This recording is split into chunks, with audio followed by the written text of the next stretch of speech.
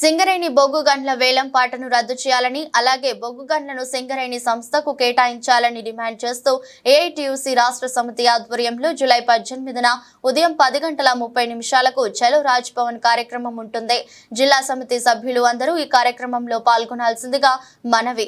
చలో రాజ్ భవన్ కార్యక్రమానికి వచ్చేవారు ఖైరతాబాద్ చౌరస్తా మెట్రో స్టేషన్ దగ్గరికి ఉదయం 10:30 వరకు వచ్చేలాగా చూడాలి.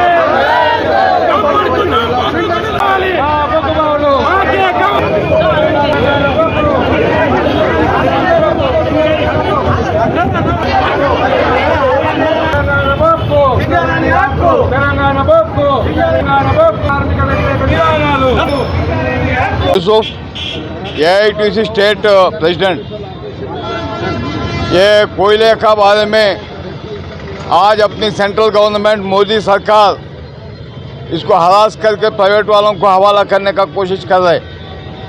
हम इसके खिलाफ बोल रहे। क्यों बोले तो जब निज़ाम सरकार थे, निज़ाम सरकार के ज़माने में गोदावरी के आजुक बाजुक जो भी कोयले का खदान मिलेगा वो सिंगरेणी की वो कोयला खदान देना चाहिए, दूसरों का हवाला नहीं करना चाहिए बोल के उन्होंने कानून बनाए। वो कानून के हिसाब से आज तक चलते आ रहा। और बात यह है, प्राइवेट वालों को कोयला हवाला करने से कोयले का दाम बढ़ा के उनका फ़ायदे के लिए बढ़ा के बेचेंगे। अगर से कोयले का दाम बढ़ गया तो बिजली का दाम बढ़ जाएगा और उस कोयले से जो भी चीज़ तैयार होता है उनके भी दाम बढ़ जाएंगे। ये पब्लिक के लिए बहुत ख़राब चीज़ है।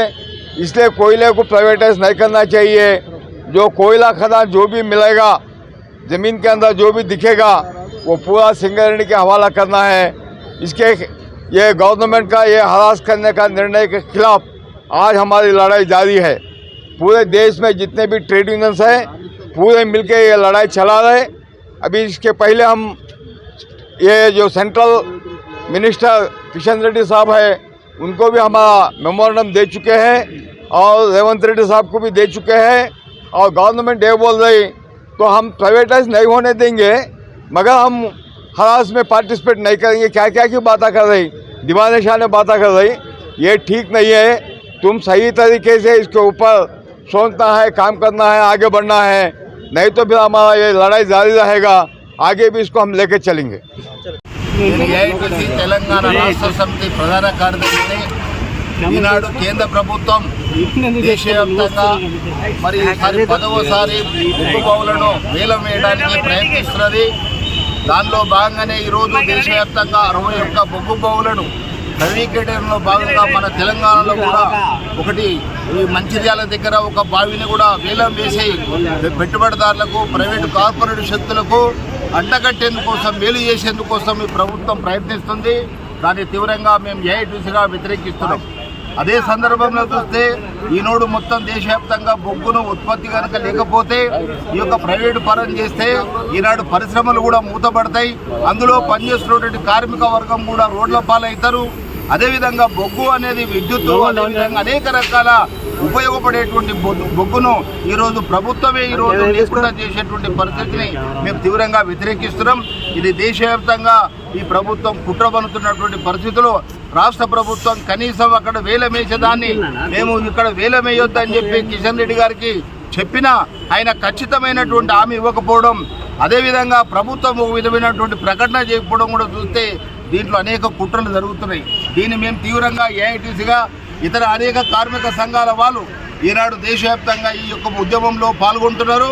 ఈ బొగ్గు బావుల్ని వెంటనే వేలం వేయడాన్ని ఆపాలని, అదేవిధంగా ప్రైవేటు పరం ఆపాలని, అదేవిధంగా సింగరేణికి సంబంధించినటువంటి బొగ్గు బావులన్నింటినీ కూడా సింగరేణికి కేటాయించాలని చెప్పేసి ఏఐటీసీ తెలంగాణ రాష్ట్ర సమితి ఈ ప్రభుత్వాన్ని, అదేవిధంగా కేంద్ర ప్రభుత్వాన్ని కూడా మేము డిమాండ్ చేస్తూ ఈరోజు ఇక్కడ మేము ఈ యొక్క కార్యక్రమాన్ని తీసుకున్నాం.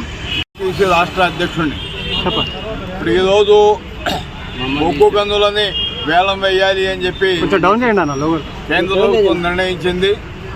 మరి కేంద్ర ప్రభుత్వం నిర్ణయాన్ని పూర్తిగా అడ్డుకోకుండా ఇవాళ రాష్ట్ర ప్రభుత్వం కూడా డ్రామాలు చేస్తూ ఉంది. మరి ఈ బొగ్గు గనుల్ని వేలం వేస్తే భవిష్యత్తులో బొగ్గు అనేది ప్రశ్నార్థకం అయిపోయేటటువంటి పరిస్థితి ఏర్పడుతుంది. ఇవాళే మనం చూస్తున్నాం, అదాని గారు విదేశాల నుంచి బొగ్గు తెచ్చి ఎక్కువ ధర పెట్టి కొనాలని ఏదైతే చెప్తా ఉన్నాడో దానివల్ల మొత్తం ప్రజానీకానికి ప్రమాదంలో పడేసేటటువంటి పరిస్థితి ఉంది. బొగ్గు ధర పెరగడం వల్ల కరెంటు ఛార్జీలు పెరుగుతాయి, బొగ్గుతో అవుతున్నటువంటి ఉత్పత్తుల ధరలన్నీ పెరుగుతాయి. కాబట్టి ఇది మొత్తం ప్రజల మీద డైరెక్ట్గా పడేటటువంటి నష్టం.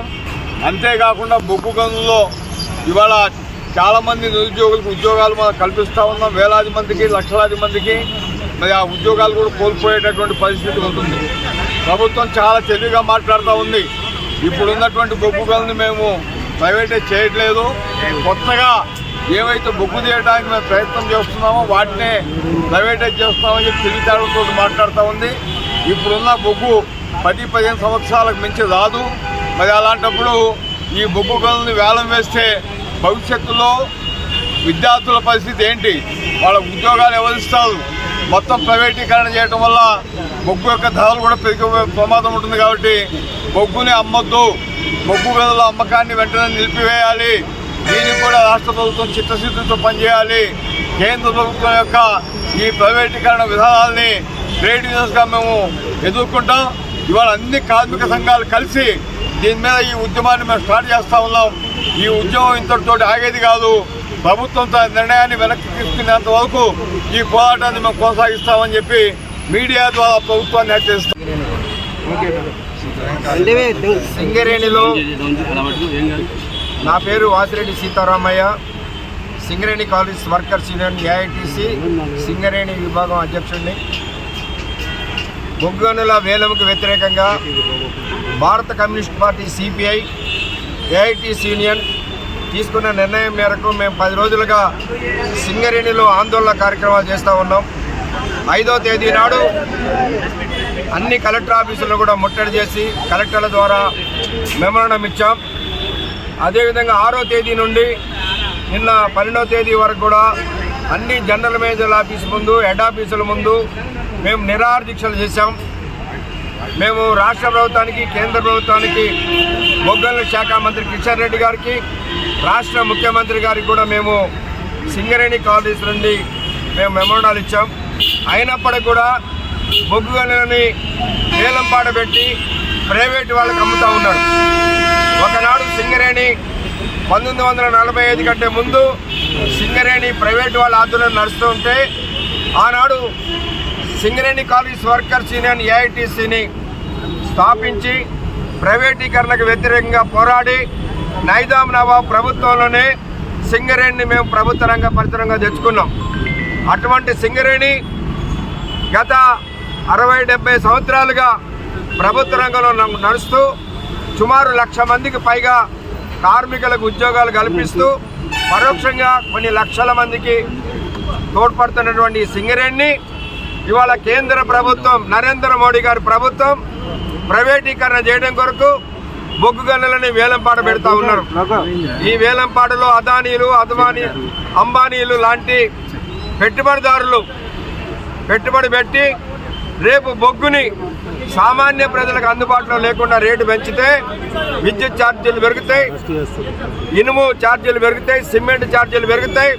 సామాన్యుడికి ఈ దేశంలో బతికే పరిస్థితి ఉండదు. కాబట్టి బొగ్గు గనులు కేవలం కార్మికులే కాదు, దేశ ప్రజలందరికీ కూడా నష్టం జరుగుతుంది. కాబట్టి ఈ ప్రైవేటీకరణ చేయొద్దని మేము ఈ యొక్క పోరాట కార్యక్రమం చేపడతా ఉన్నాం. ఇవాళ కూడా మేము శాంతియుతంగా రాజ్భవన్కి అందరం పోయి గవర్నర్ గారికి మెమోరాండం ఇచ్చి ఈ బొగ్గు బావులని వేలంపాటు పెట్టొద్దు, రద్దు చేయండి, సింగరేణికి కేటాయించండి. నవాబ్ ప్రభుత్వం ఉన్నప్పుడే మాకు రాసిచ్చారు, గోదావరి పరివాహక ప్రాంతంలో ఎక్కడ బొగ్గు వచ్చినా అది సింగరేణికే చెందాలని రాసిచ్చారు. ఆ రాసిచ్చినటువంటి చట్టాన్ని ఉల్లంఘించి ఇవాళ ప్రైవేటు వాళ్ళకి ఏదైతే అమ్ముతా ఉన్నారో దీనికి వ్యతిరేకంగా కార్మిక వర్గం చేసే పోరాటంలో ప్రజలందరూ కూడా కలిసి రావాలని మేము ఏఐటీసీగా విజ్ఞప్తి చేస్తా ఉన్నాం.